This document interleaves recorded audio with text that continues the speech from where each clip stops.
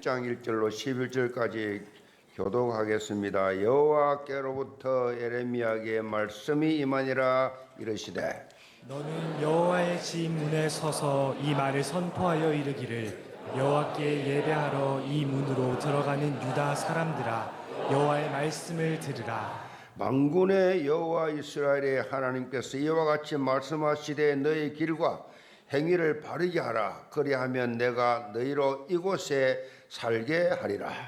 너희는 이것이 여호와의 성전이라, 여호와의 성전이라, 여호와의 성전이라 하는 거짓말을 믿지 말라. 너희가 만일 길과 행위를 참으로 바르게 하여 이웃들 사이에 정의를 행하며 이방인과 고아와 과부를 압제하지 아니하며 무죄한 자의 피를 이곳에서 흘리지 아니하며 다른 신들 뒤를 따라 화를 자초하지 아니하면 내가 너희를 이곳에 살게 하리니 곧 너희 조상의 영원 무궁토록 준 땅이니라. 보라, 너희가 무익한 거짓말을 의존하는도다. 너희가 도둑질하며 살인하며 간음하며 거짓 맹세하며 바알에게 분향하며 너희가 알지 못하는 다른 신들을 따르면서 내 이름으로 일컬음을 받는 이 집에 들어와서 내 앞에 서서 말하기를 우리가 구원을 얻었나이다 하느냐. 이는 이 모든 가증한 일을 행하려 함이로다. 같이 봅시다. 내 이름으로 일컬음을 받는 이 집이 너희 눈에는 도둑의 소굴로 보이느냐. 보라, 나 곧 내가 그것을 보았노라. 여호와의 말씀이니라. 말씀이니라. 아멘.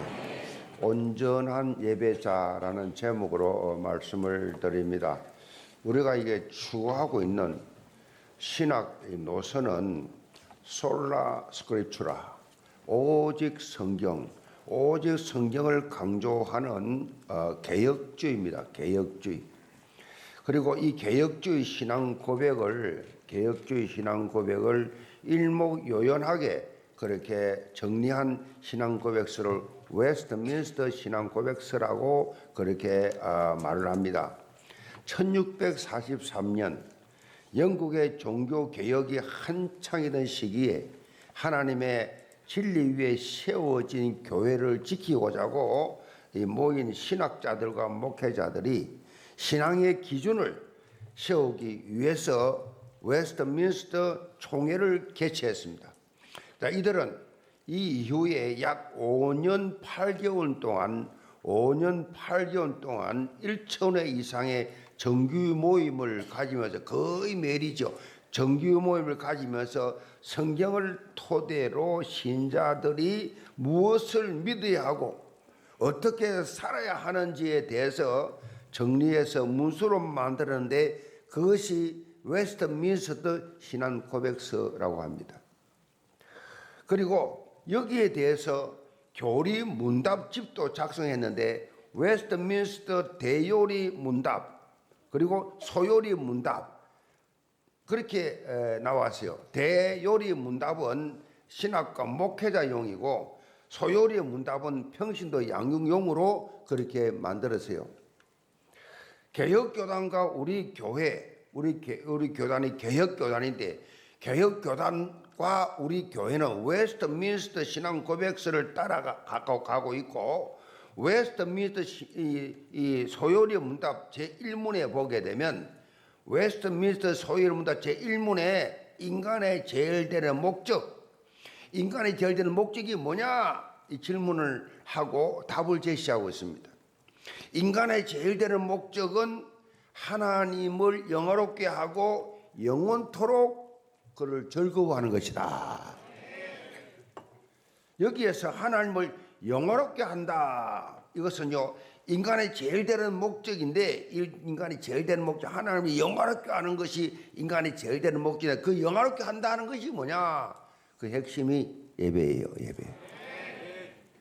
하나님은 친히 구원받은 하나님의 자녀에게 예배자로 하나님 앞에 나와서 예배자가 될 것을 강조했어요. 다른 것보다도 나는 너희들이 원하는 것, 예배, 나를 위해서 나를 바라보고 예배하는 것. 무엇보다도 하나님의 택함 받은 백성인 이스라엘 백성들에게 가장 우선시해야 될 것이 바로 예배였어요. 선택받은 백성이 하나님 앞에 가장 우선해야 될 것이 예배였다고. 구원받은 하나님의 자녀가 세상 살면서 가장 우선해야 될 것, 너무 바빠서 너무 피곤해서 예배를 드리지 않는다, 그거는 무조건 성경적 신앙생활을 하고 있지 않기 때문에 하나님과 상관없는 인생이 되고 마는 거예요. 그래서 예배를 그러면 어떻게 드릴 것이냐, 예배를 어떻게 하나님께 드릴 것이, 예배라고 같은 예배가 아니에요. 어떻게 하나님이 기뻐하시 예배를 드리시느냐, 이 출애굽기 레위기서에 세밀하게 구체적으로 다 기록을 해놨어요.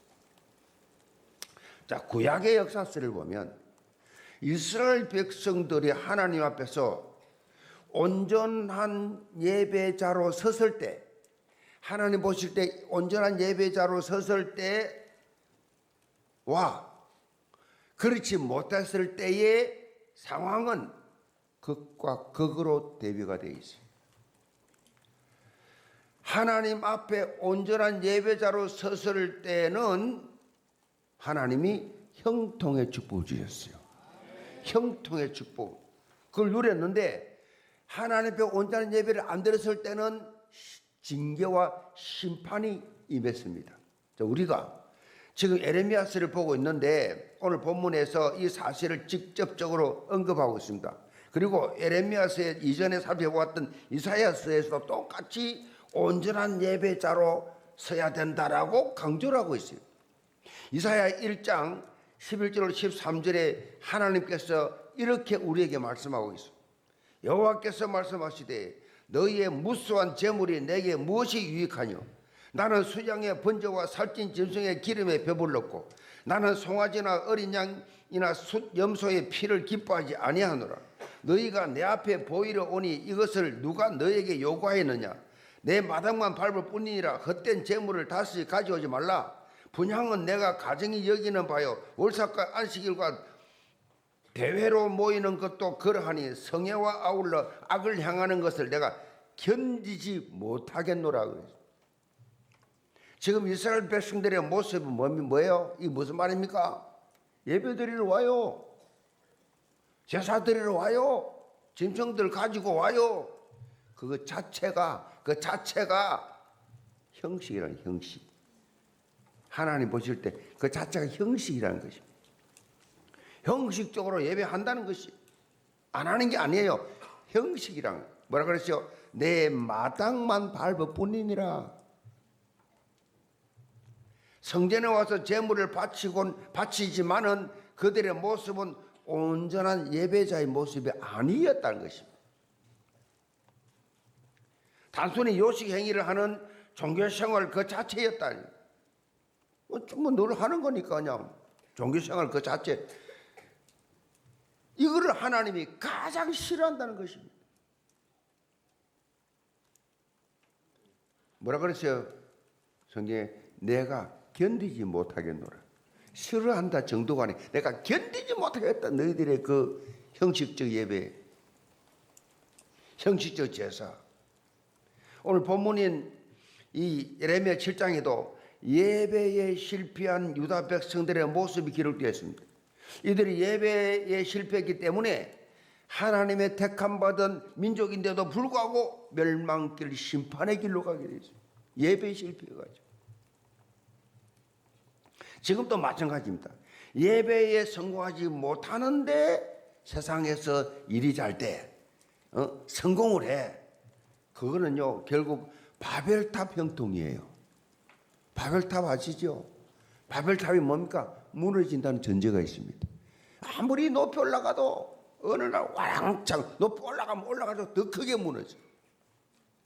하나님의 예배 바빠서, 내가 나 모든 사업이 바빠서, 내가 나 일이 너무 많아서, 예배드릴 시간이 없어, 피곤해서. 바벨탑 형통이요. 언제 다 무너질지 모른다. 하나님의 자녀는 그랬습니다.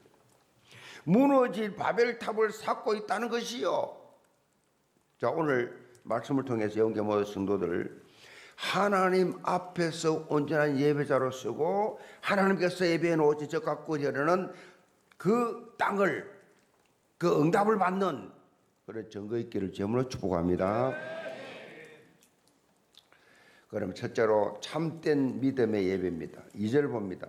너는 여호와의 집 문에 서서 이 말을 선포하여 이르기를 여호와께 예배하러 이 문으로 들어가는 유다 사람들아, 여호와의 말씀을 들으라. 만군의 여호와 이스라엘 하나님께서 이와 같이 말씀하시되 너희 길과 행위를 바르게 하라. 그리하면 내가 너희로 이곳에 살게 하리라. 너희는 이것이 여호와의 성전이라 여호와의 성전이라 여호와의 성전이라 하는 거짓말을 믿지 말라.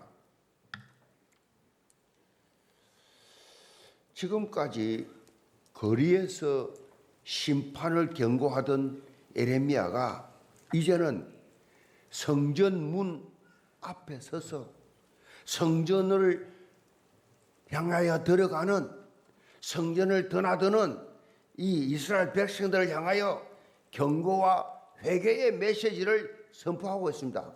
이걸 일명 예레미야의 성전 설교라 그렇게 불려지는데, 당시 유대 이 백성들은 요시야 왕의 종교 개혁 이후에 성전 예배에 비교적으로 많은 참석을 하고 있을 때였습니다. 그런데 예레미야 선지자가 하나님의 말씀을 따라서 성전 예배를 드리러 몰려오는 유다 백성들을 향해서 지금 이렇게 외치고 있습니다. 너희는 이것이 여호와의 성전이라 여호와의 성전이라 여호와의 성전이라 하는 거짓말을 하지 마라. 예레미야가 왜 이렇게 같은 말을 반복합니까? 유다 백성들이 지금 예루살렘 성전에 많이 몰려들지만은 그들의 중심이 잘못됐다는 것입니다. 사실 이들이 예루살렘 성전에 몰리는 것은 성전 신앙 때문이에요. 이들은 예루살렘 성전 자체가 신비한 능력을 가진 것으로 생각했어요. 안타깝게도 성전 그 자체를 우상화했어요. 예루살렘 성전 자체를 우상화했어요. 사실 예루살렘 성전은 어디까지나 하나님의 은혜를 전달하고 있는 통로였지, 은혜를 전달하는 통로지, 그 안에서 이 성전 자체에 어떤 초자연적인 능력이 나타나지 않는다는 얘기예요. 그런데 이들은 예루살렘 성전이 존재하는 한 그것이 자신들을 지켜줄 것이라고, 성전의 안에 들어가서 예배하면 축복을 주실 것이라고 착각을 했어요. 그래서 이것이 여호와의 성전이라는 말을 계속 반복한 것입니다. 하나님보다 눈에 보이지 않는 하나님보다 눈에 보이는 성전에 더 의지하고 숭배하는 완전 미신적 자기중심적 신앙으로 변질이 되어버렸어요. 그래서 이런 유다 백성들이 드리는 예배가 어찌했느냐, 한마디로 딱 말하면 형식과 위선이었어요. 형식과 위선적 예배, 형식과 위선. 예레미야 7장을 잘 살펴보면 이들의 영적 모습이 어떤 상태인지 잘 드러나 있어요. 9절에서 10절에 보면 유다 백성들이 바알에게 분향하며 다른 신들을 쫓으면서 예루살렘 성전에 들어와서 구원을 얻었다라고 그렇게 말하는 가증한 일을 행하고 있다라고 말씀하고 있어요. 18절에 보면 온 집안 식구들이 다 동원되어 하늘의 여왕이라 이방 우상을 섬기면서 또 다른 신들에게 제사를 지내는 것을 볼 수 있어요. 하늘의 여왕은요, 아수르와 바벨론의 여신 이스타르라고 하는 신이에요. 이스타르 신은 생식을 주관하는 신이다 그래요. 본문에 보면 유다 백성들이 우상 숭배하는 것이 어느 개인 몇 사람에게 국한된 것이 아니라 남녀노소 할 것 없이 유다 백성 전체가 다 우상 숭배를 하나님을 예배하면서 함께 하고 있었어요. 하나님을 예배하는 자들이 우상 숭배에 확 빠져 있었어요. 우상 숭배를 더 리얼하게 하고 있었어요. 이들은 하나님과 바알을 비롯한 다른 신들과 함께 그렇게 섬겨도 된다라는 생각을 가지고 있었어요. 이런 상태로 성전에 와서 예배를 드린다고 하니 하나님께서 어떻게 해요? 기가 막힐 노릇이다는 그런 표현이에요. 기가 막힌다. 내가 볼 때 택함 받은 이스라엘 백성들이 내가 제일 싫어하는 우상을 섬기고 내한테 또 와. 그 우상들과 똑같은 하나의 존재로 봐 나를. 환경적으로 보면요, 남유다는 이게 한국처럼요, 대한민국처럼 남한 북한이에요. 남쪽 유다, 북한 이스라엘 똑같은 한민족이 이 갈라져요. 38선이 꺼졌어.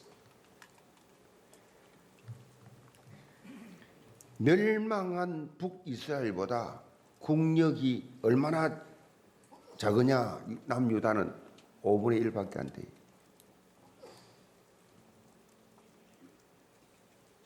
그렇기 때문에 다른 나라 침략을 막기 위해서는 자신들의 힘으로는 도저히 외부의 공격을 이길 수가 없어요. 막을 수가 없어요. 이방 나라와 군사 동맹을 맺는 것이 최선책이에요. 너무 약하니까 최선책이에요.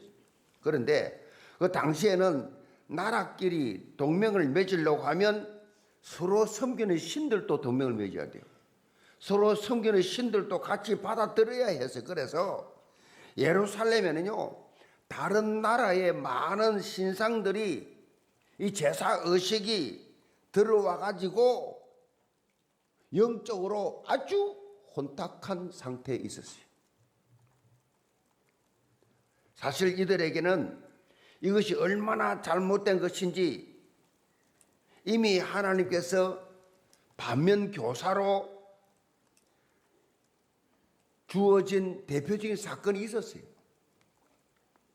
바로 솔로몬의 외교 정책이지요. 솔로몬이 이 외교 정책을 쓴 거예요. 전쟁하지 않는 방법. 솔로몬의 전략적으로 이웃 나라 공주들을 그렇게 후궁으로 첩으로 다 데려왔어요. 그러면 이웃 나라 이 공주들을 후궁으로 첩으로 데려오니까 전쟁할 수가 없잖아요. 그렇게 데려온 여자들이 얼마냐? 1000명이에요. 1000명.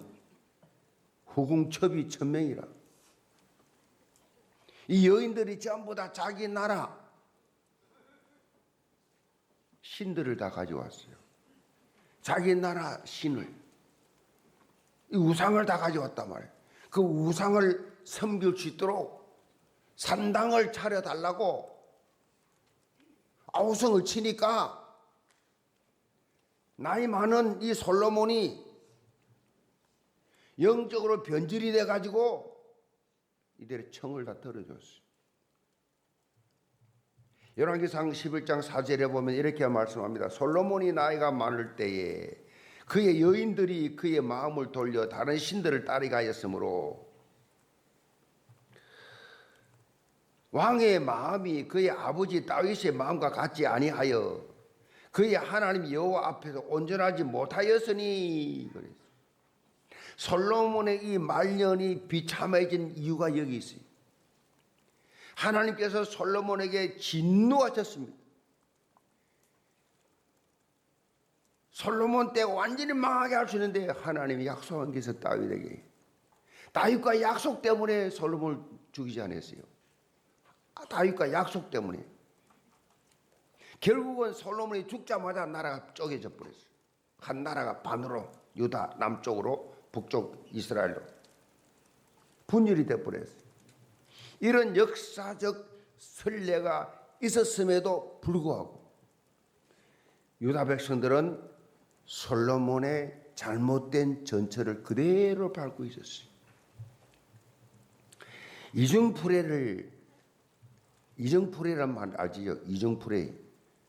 둘 이상의 현상이나 상황을 동일하지 않는 기준을 가지고 대하는 자세. 이중풀이.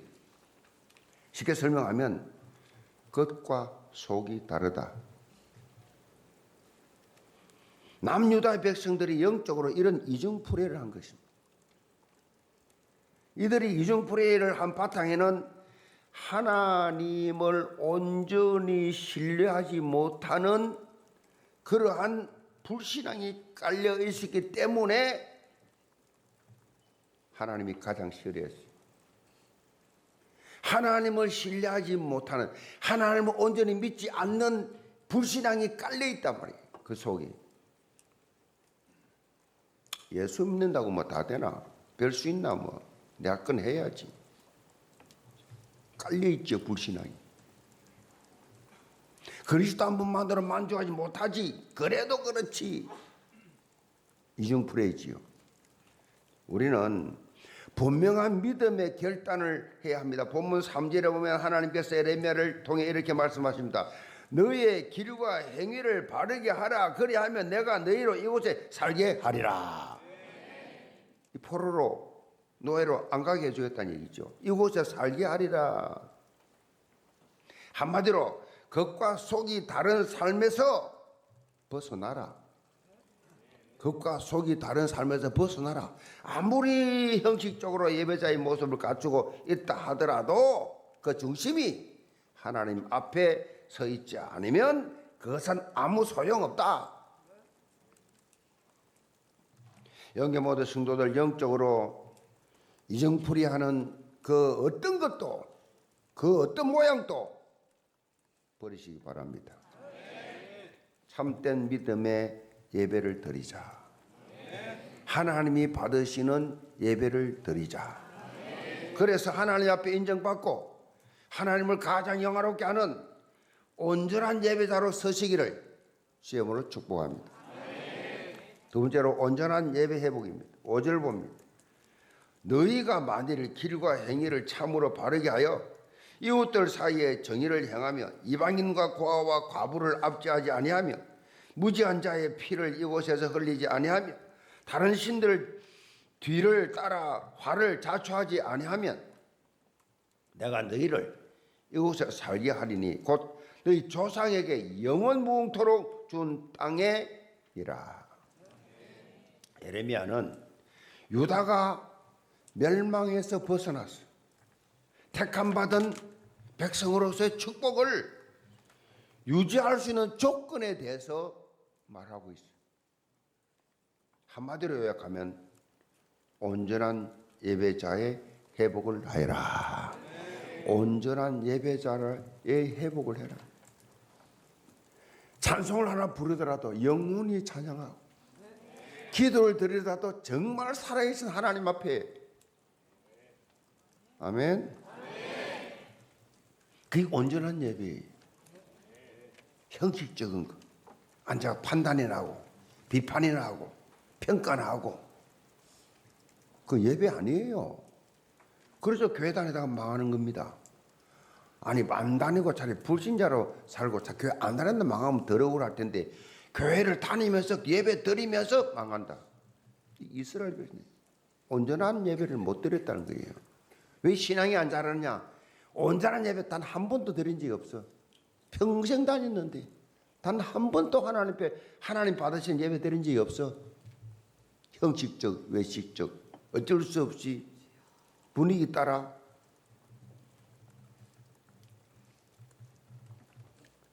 온전한 예배. 하나님과 나 사이에 있는 모든 걸림돌, 그게 다 우상이요. 제거하시기 바랍니다. 제거하고 하나님을 온전히 신뢰하는 참된 믿음을 정말 드려지는 예배. 특별히 온전한 예배 회복의 이 핵심은요. 온전한 예배 회복의 핵심이 뭐냐? 무엇이 온전한 예배냐? 말씀 회복입니다. 말씀이 회복돼야 돼. 말씀 회복이 무슨 말입니까? 강단 말씀 내 귀에 들려야 돼요. 한국말로 들리는 게 아니라 영적으로 들려야 돼요. 그 말씀이 내 영혼에 새겨져야 돼. 각인돼야 돼. 그 말씀 회복이 중요합니다. 온전한 예배가 뭡니까? 말씀 회복이에요. 말씀 회복된 사람은 다른 사람에게 리바이벌 할 수 있습니다. 내가 받은 은혜를 나눌 수 포럼이 되어집니다. 그게 안 된 사람은 못합니다. 예배가 온전한 예배를 못 드렸기 때문에 말씀 회복이 안 됐기 때문에 말씀이 없으면 뻥이에요. 상상 임신이에요. 상상 임신. 아이를 못 낳으니까 상상으로 임신한 것으로. 그럼 면수도 끊어져. 배가 튀어나와. 불러라. 10달이 됐는데 애가 나와야 되는데 10달 지났는데 애가 없어. 상상 임신. 믿음 좋은 줄로 착각해. 응답받는 걸 착각해. 예배 드리는 걸 착각해.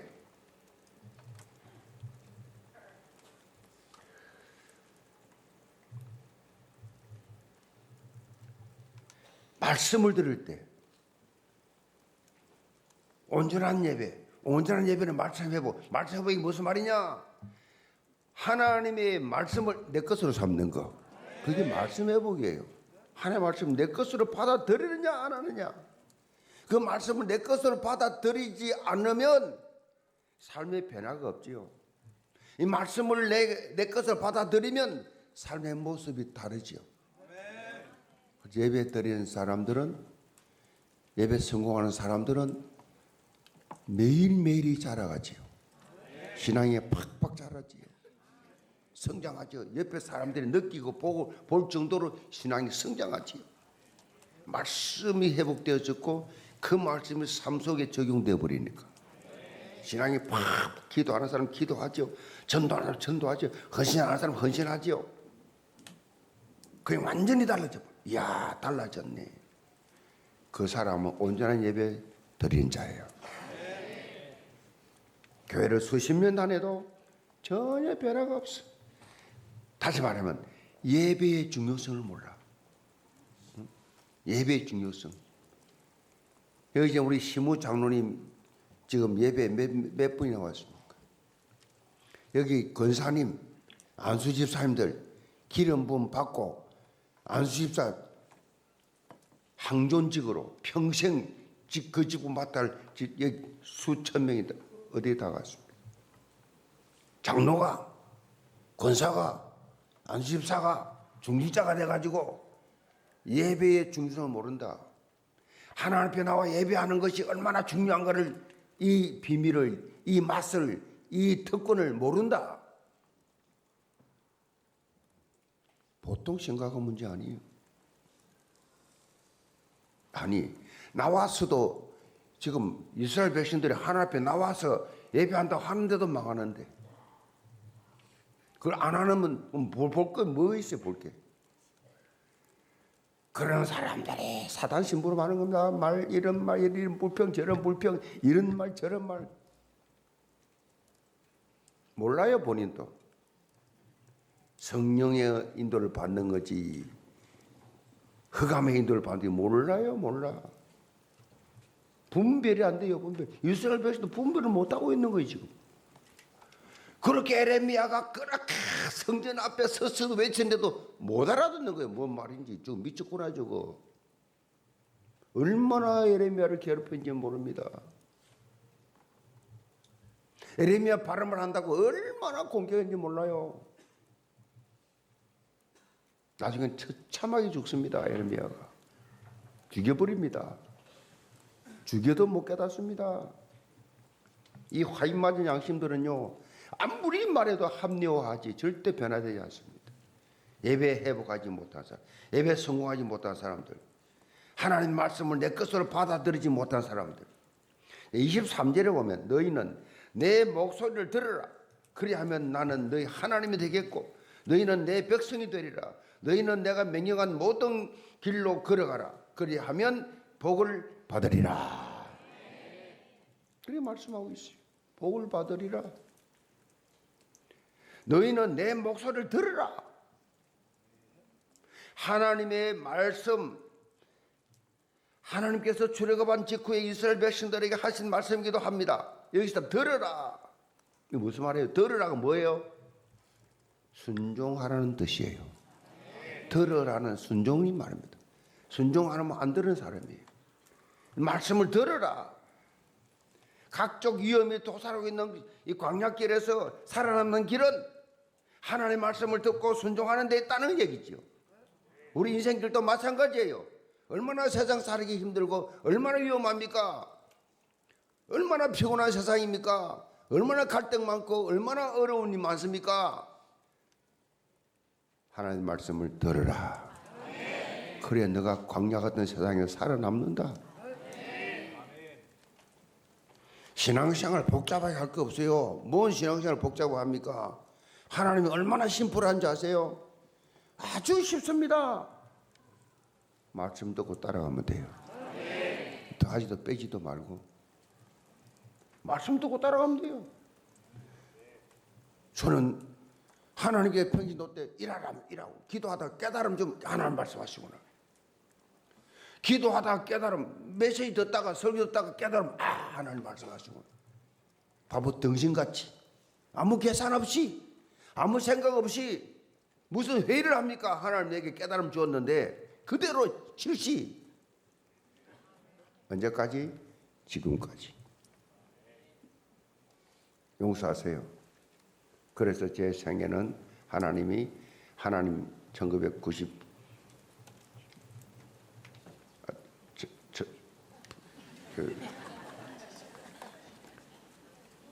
그러니까 하여튼 그 깨닫고 난 지금까지 거의 한 45년 실패 없어요. 아시겠어요? 없어.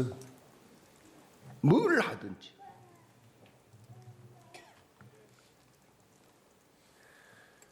신앙생활 복잡하게 하지 마세요.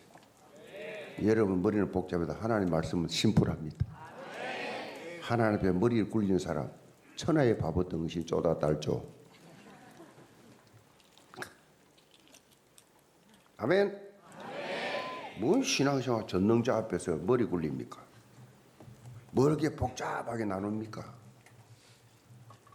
하나님께서는요 특별히 우리 삶 전체가 살아있는 예배가 되기를 원하세요. 로마서 12장 1절로 2절에 보면 그러므로 형제들아 내가 하나님의 모든 자비하심으로 너희를 권하노니 너희 몸을 하나님이 기뻐하신 거룩한 산 제물로 드리라. 이는 너희가 드릴 영적 예배이니라. 너희는 이 세대를 본받지 말고 오직 마음을 새롭게 함으로 변화를 받아 하나님의 선하시고 기뻐하시고 온전하신 뜻이 무엇인지 분별하도록 하라. 예배드리는 시간만 아니라 우리의 삶 전체를 통해 하나님께 영광을 올려드리는 삶을 살아야 된다. 그것이 온전한 예배니라. 온전한 예배다 그랬어요. 삶 전체가. 예배 시간뿐만 아니라 주일만 아니고. 그래 살면요 하나님이 진짜 오늘 말씀하셨잖아요. 형통케 하신다니까. 생각도 안 한 거, 구하지도 않은 거 다 주세요. 하나님의 사랑을 입어버린 거리 때문에. 미국 남침역의 목사면서 전도자 벤스 레버너라고 하는 목사님 이런 말 했어요. 주일 아침만의 기독교는 진정한 부흥의 가장 큰 방해물이다 그랬어요. 주일 아침만의 기독교인 그거는요 교회 방해꾼이에요. 방해꾼. 주일날 열심히 나와 1년 50일 한 주도 안 빠져. 주일날만 기독교. 주일날만 교회 부흥의 방해꾼이다. 이 말 속에는요 단순히 주일날만 출석하는 것으로 진정 크리스찬의 모습을 다했다라고 착각하지 말라는 얘기. 틀렸다는 것입니다. 예배를 통해서 셈을 얻어서 생활 속에서 월화수목금토 생활 속에서 영적 영향력을 입히는 사람, 영적인 전도가 되어지는 그런 사람, 다른 불신자들 볼 때 영적 감동을 받는 그런 사람, 참된 성도의 모습이라는 거지요. 사도행전 11장에서 안디옥 교회 성도들이 최초로 그리스도인이라는 칭호를 그렇게 받게 되었던 것도 이들이 생활 속에서 주의를 말 것도 없고 생활 속에서 불신자들과 함께 사는 그 생활 속에서 예수 그리스도의 향기를 바랐기 때문에 붙여진 이름이에요.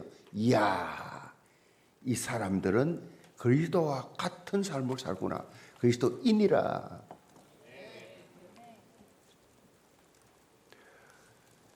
삶 속에서 거룩한 산 제물이 되었다는 얘기죠.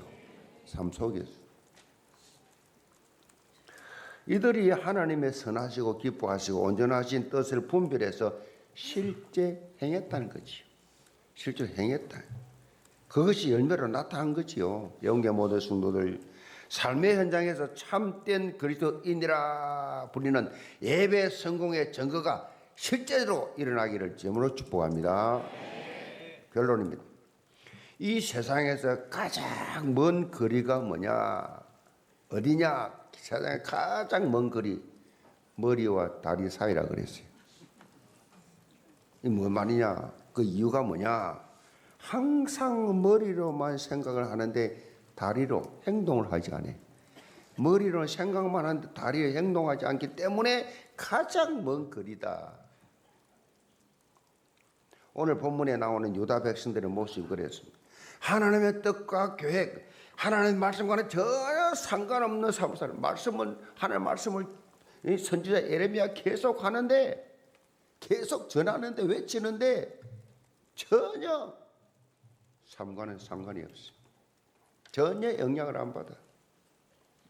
하나님께서는 예레미야 선지자를 통해서 이런 형식적인 삶을 완전히 개혁하라고 오늘 본문을 통해서 말씀하고 있어요.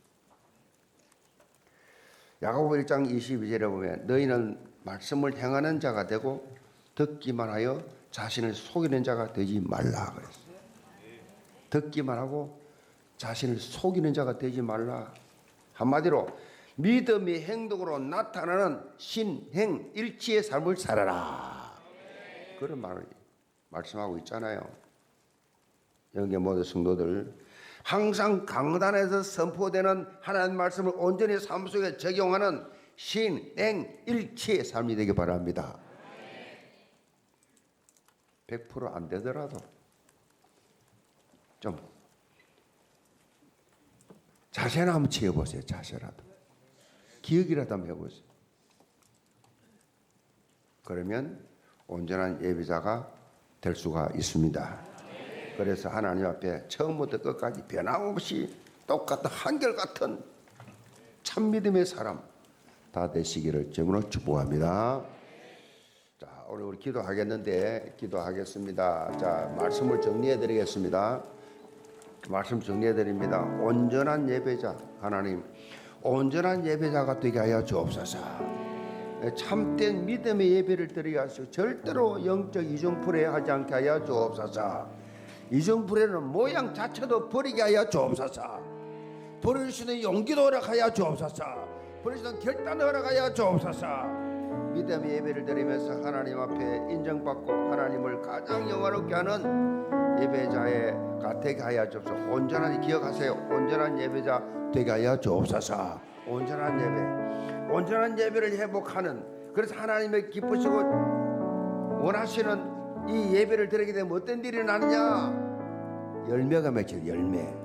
열매 응답이 와요. 응답이. 하나님 참된 믿음의 예배자, 온전한 예배자가 되게 하여 주옵소서. 그리고 나라와 민족을 위해서 기도하시 바랍니다. 6월 3일 날 대통령 선거가 있습니다. 하나님을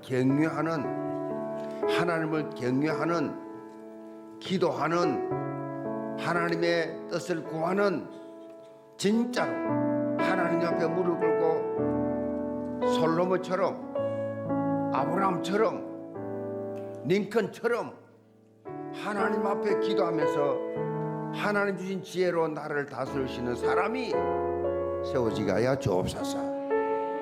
우리가 기도하면 하나님 우리를 불쌍히 여기셔서 지금은 암울하지만은 기가 막히지만은 정말로 답답하고 한심스럽지만은 기도하면 기적이 일어난다. 그래서 기도하는 거예요. 우리가 힘으로 안 되니까. 우리 힘으로 되면 기도할 필요는 뭐 있어요? 그거 하면 되지. 우리가 못하니까, 우리 힘으로 안 되니까 하나님이여 도와주세요. 구하라 얻을 것이요, 찾으라 찾을 것이요, 두드리라 열릴 것이니라. 온전한 믿음의 배짱, 이 나라의 미래를 향해서 제가 태어나서 이렇게 5.16 혁명 때보다도 이렇게 막연한 불쌍해진 나라를 내가 처음 보는 것 같아요. 여러분이 나라를 위해서 간절한 마음으로 주여 한번 크게 외치기로 하겠습니다. 주여!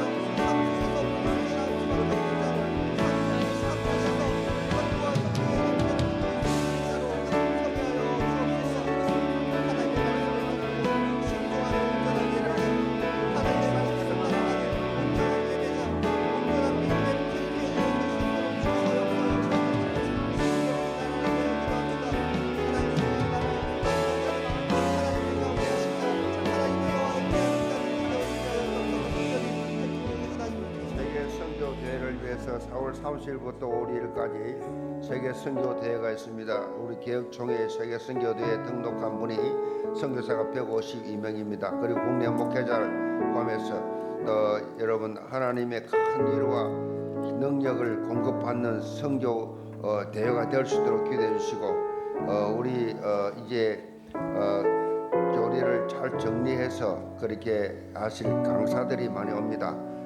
우리 합동 측에